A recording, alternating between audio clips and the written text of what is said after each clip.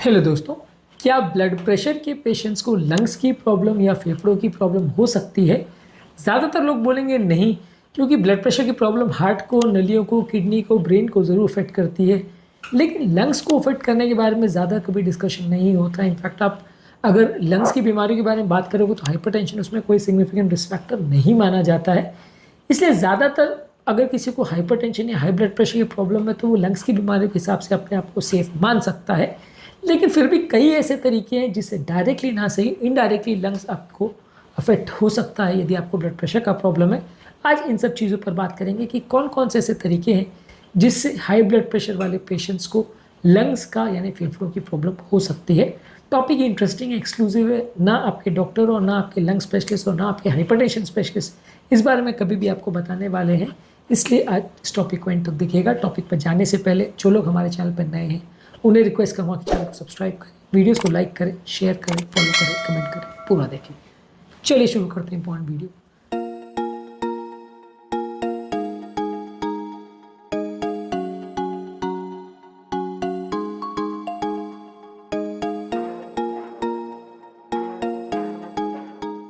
सबसे पहले देखिए, डायरेक्टली तो लंग्स आपको अफेक्ट नहीं करता, लेकिन कुछ कुछ केसेस में अगर सिस्टमिक हाइपरटेंशन ज़्यादा हो तो पल्मोनरी हाइपरटेंशन यानी लंग्स का जो प्रेशर है वो ज़्यादा होता है, यानी राइट साइड का सर्कुलेशन का जो प्रेशर है जिसे पल्मोनरी आर्टरी प्रेशर बोलते हैं वो बढ़ सकता है।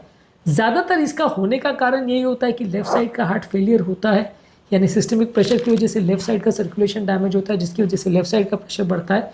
और जब लेफ़्ट साइड का प्रेशर बढ़ता है तो लंग्स में पानी बढ़ता है, लंग्स में डायस्टोलिक हार्ट फेलियर डेवलप होता है हार्ट में, जिसकी वजह से लंग्स में प्रेशर बढ़ता है और इससे बैक प्रेशर से पल्मोनरी आर्टरी हाइपरटेंशन होता है। ज़्यादातर केस में कुछ हद तक नलियाँ जो है डैमेज हो जाती है, जिसकी वजह से हार्ट को ज़्यादा मेहनत करनी पड़ती है, हार्ट को ज़्यादा पंप करने के लिए ताकत लगानी पड़ती है और ये हार्ट फेलियर करता है, जिसकी वजह से बैक प्रेशर होता है और बैक प्रेशर की वजह से लंग्स की नलियों का प्रेशर भी बढ़ सकता है। ये डायरेक्ट इफेक्ट नहीं, इनडायरेक्ट इफेक्ट है, लेकिन हाँ इससे लंग्स इफेक्ट हो सकता है। इसी तरह से लेफ्ट साइड का हार्ट फेलियर होने से लंग्स में पानी भर सकता है। यूजुअली जब लेफ्ट साइड का हार्ट फेलियर होता है तो नॉर्मली जो है लेफ्ट साइड का हार्ट से लंग्स में ब्लड आता है।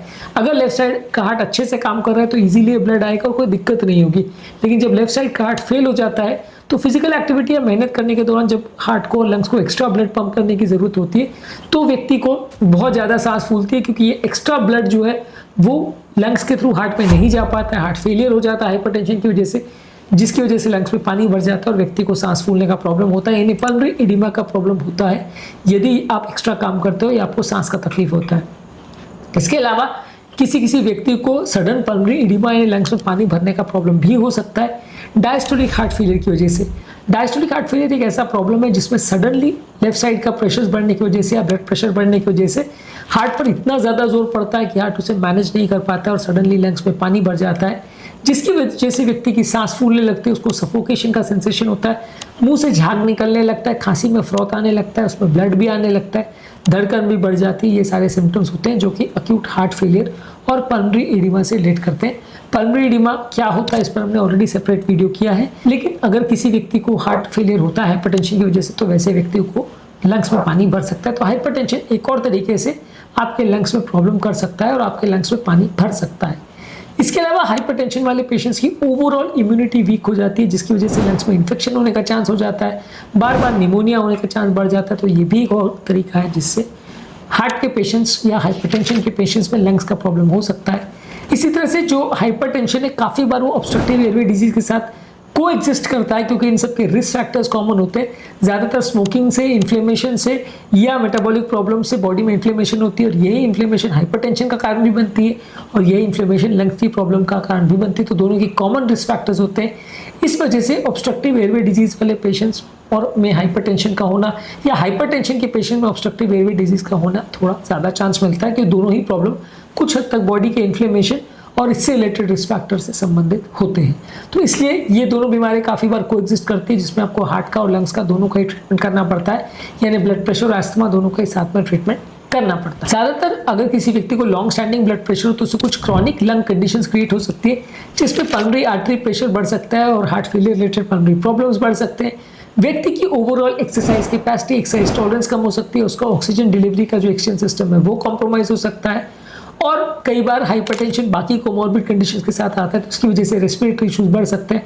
कार्डियोवैस्कुलर और रेस्पिरेटरी डिजीज दोनों साथ में एग्जिस्ट कर सकते हैं और दोनों ही प्रॉब्लम बढ़ा सकते हैं। तो इसलिए मॉरल ऑफ द स्टोरी ये है कि हाइपरटेंशन जो है वो डायरेक्टली लंग्स को इतना अफेक्ट नहीं करता।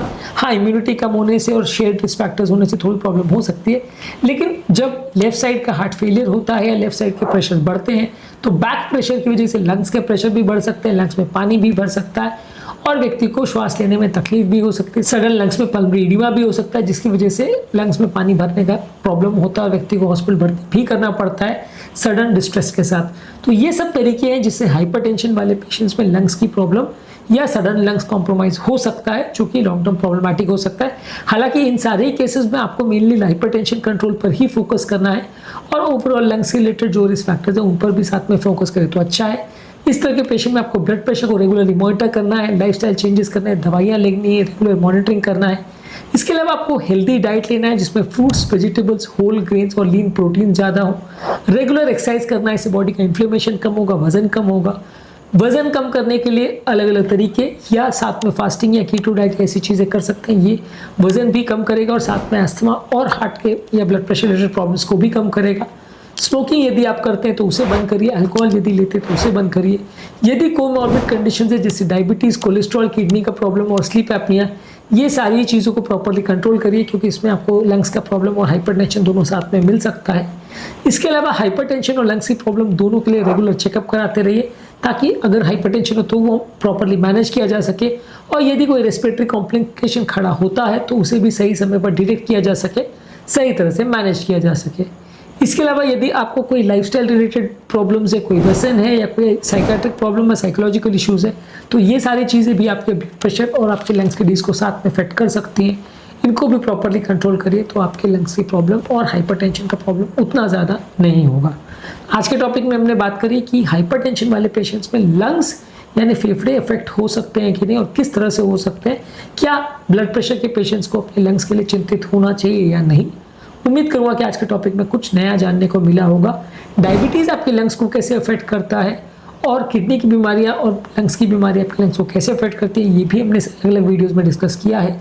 इन्हें भी ज़रूर चेकआउट करें। टॉपिक एंड करने से पहले जो लोग हमारे चैनल पर नए हैं उन्हें रिक्वेस्ट करूँगा कि चैनल को सब्सक्राइब करें, वीडियोज़ को लाइक करें, शेयर करें, फॉलो करें, कमेंट करें, पूरा देखिए।